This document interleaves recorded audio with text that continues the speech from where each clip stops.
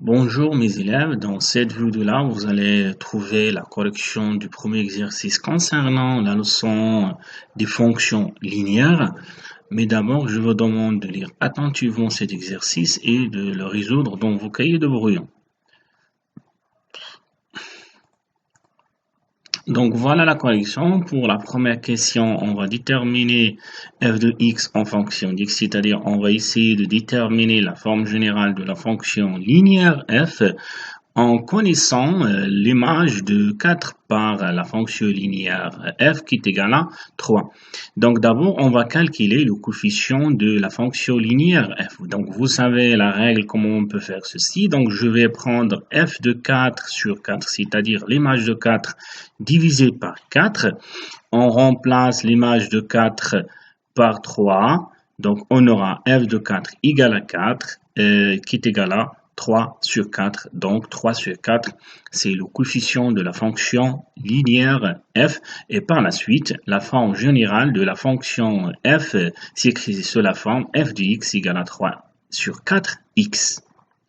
Donc maintenant, on va calculer l'image de 3, de moins 7 et de 2 sur 5 par la fonction linéaire f.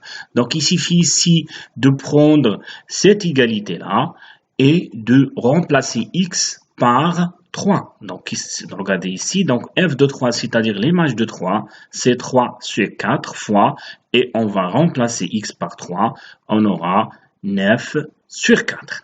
On va faire la même chose avec moins 7, donc l'image de moins 7 est égale à 3 sur 4, le coefficient multiplié par moins 7.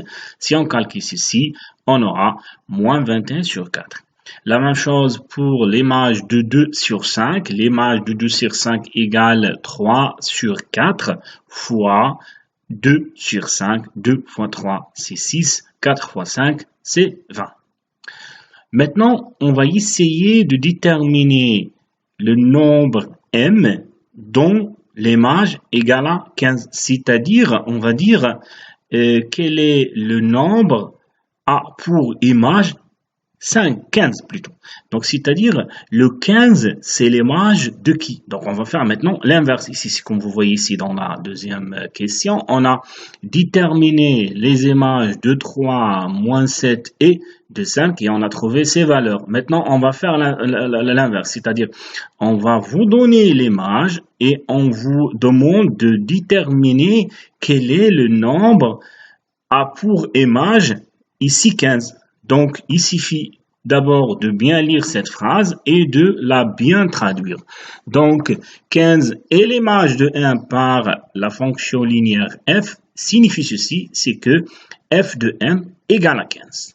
Donc, si vous arrivez à cette égalité, il suffit juste de remplacer f de m par ceci, parce que f, l'image de m par la fonction linéaire m, par la fonction linéaire f, donc il suffit de remplacer x par m, donc on aura 3 sur 4, m égale à 15.